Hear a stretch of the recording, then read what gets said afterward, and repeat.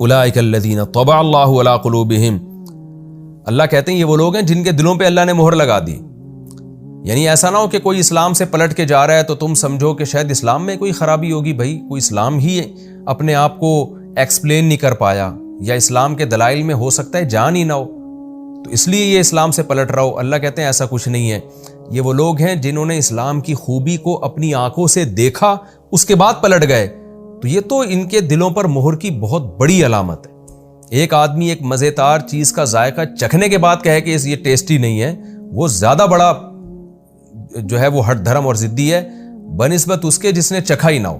تو ایک غیر مسلم اسلام قبول نہیں کرتا، یہ اتنا بڑا مجرم نہیں ہے. ایک اسلام کی خوبصورتی اور اس کا حسن دیکھنے کے بعد، اس میں طہارت، اس میں حقوق، ایک دوسرے کے حقوق ہیں، اس میں نشہ حرام ہے، اس میں اللہ کی توحید ہے، یہ ساری چیزیں دیکھنے کے بعد وہ اسلام کو چھوڑتا ہے، تو اللہ کہتے ہیں یہ تو وہ بدبخت لوگ ہیں جن کے دلوں پر اللہ نے اسٹیمپ لگا دی، مہر لگا دی. وسم، ان کے کانوں میں بھی مہر لگا دی. کیا مطلب؟ یہ حق بات سننے کے قابل بھی نہیں رہے ہیں. وہ ابصارہم، ان کی نگاہوں پہ بھی اللہ نے مہر لگا دی. مہر کا مطلب کہ نگاہیں دیکھنے کے قابل نہیں ہیں، ان کو سیدھا راستہ اب نظر نہیں آ رہا. وَأُولَٰئِكَ هُمُ الْغَافِلُونَ، اور یہی لوگ ہیں غافل. کیا مطلب؟ آخرت سے غافل، بس دنیا کی مستیوں میں پڑ گئے ہیں.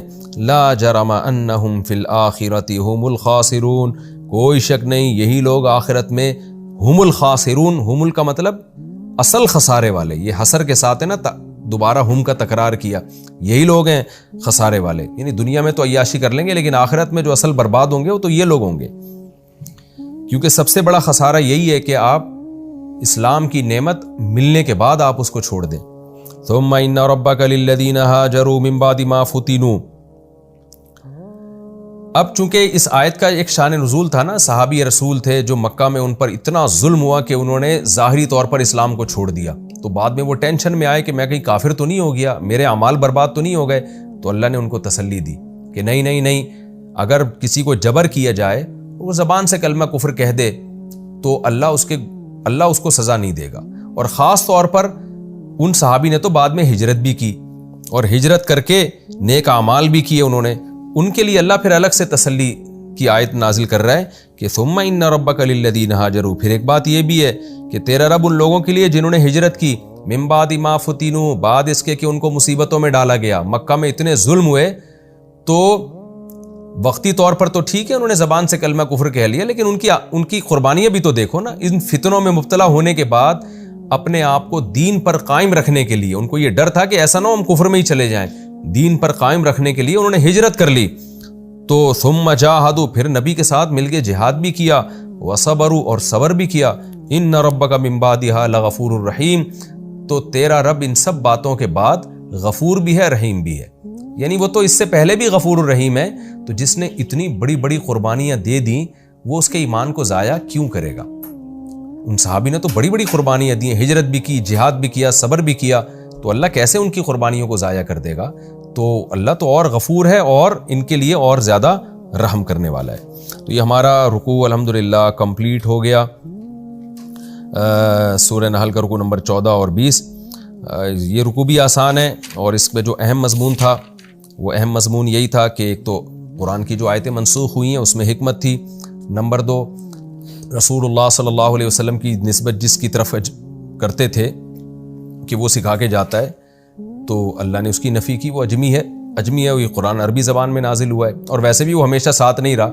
جب ہجرت کی آپ نے مدینہ آ گئے تو پھر کہاں سے آیتیں نازل ہوتی تھیں، پھر کہاں سے مضمون آتے تھے. تو یہ ایک فضول قسم کا اعتراض تھا جو مشرکین نے ایک جو ہے نا شوشہ چھوڑا ہوا تھا. پھر اللہ نے اس رکوع میں یہ بھی بتایا کہ اصل جھوٹے وہ لوگ ہیں جو سارے دلائل دیکھ رہے ہیں، وحی نازل ہوتے ہوئے دیکھ رہے ہیں، نبی پر جو وحی کی کیفیات نازل ہوتی تھی نا وہ تو نظر آتی تھی، شدید سردی میں آپ کو پسینہ آتا تھا، یہ سب عمل اپنی آنکھوں سے دیکھ رہے تھے، اور پھر منسوب کر رہے ہیں کہ فلاں بندہ سکھا کے جا رہا ہے. تو اللہ کہتے ہیں کہ یہ سب دلائل دیکھنے کے بعد جو قرآن کا انکار کرے نا، اصل جھوٹے وہ لوگ ہیں.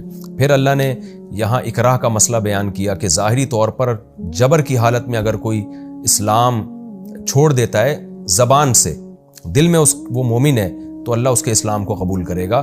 تو اس میں ان غیر مسلموں کے لیے بھی ہے کہ جو اسلام قبول کرتے ہیں تو ان کے رشتہ دار ان کو قتل کی دھمکیاں دیتے ہیں، ان غیر مسلموں سے بھی ہم کہتے ہیں، خاص طور پہ جو بچیاں ہیں، لڑکیاں ہیں اپنے گھروں میں، ہندو لڑکیاں، عیسائی لڑکیاں، سکھ لڑکیاں، وہ اسلام کو پسند کرتی ہیں، لیکن ان کو ڈر ہے کہ اگر ہم مسلمان ہو گئے تو ہماری سوسائٹی بائیکاٹ کرے گی، ہم بہت مصیبت میں پھنس جائیں گے. تو ان کے لیے بھی اس میں تسلی ہے کہ بھئی آپ تنہائی میں کلمہ پڑھ کے آپ دل سے اسلام کو قبول کر لیں، اور جب آپ کو یہ خطرہ ہو کہ ٹارچر کیا جائے گا تو زبان سے آپ اس کا اقرار نہ کریں. مجبوری میں آپ زبان سے کہہ دیں کہ میں ہندو ہوں، میں سکھ ہوں، میں عیسائی ہوں، لیکن دل میں آپ اللہ سے اپنا معاملہ سیدھا رکھ لیں، اللہ اس کو بھی قبول کر لے گا. تو کتنی بڑی اللہ نے ان غیر مسلموں کے لیے بھی آسانی کر دی. پھر چھپ کے جتنی نماز کی توفیق ملتی ہے آپ پڑھ لیں، جو پڑھ نہیں سکتے بعد میں پھر جب اللہ حالات اچھے کر دے تو اس کو قضا کر لیں آپ. تو یہ اللہ کی طرف سے ایک اجازت ہے، اس میں ان غیر مسلموں کے لیے بھی رحمت ہے کہ اللہ اس طرح بھی قبول کر لے گا. اور جو دل سے اسلام کو چھوڑ دیتے ہیں پھر ان کے بارے میں اللہ نے فرمایا کہ ان کو اللہ معاف نہیں کرے گا، ان کے لیے دردناک عذاب ہے.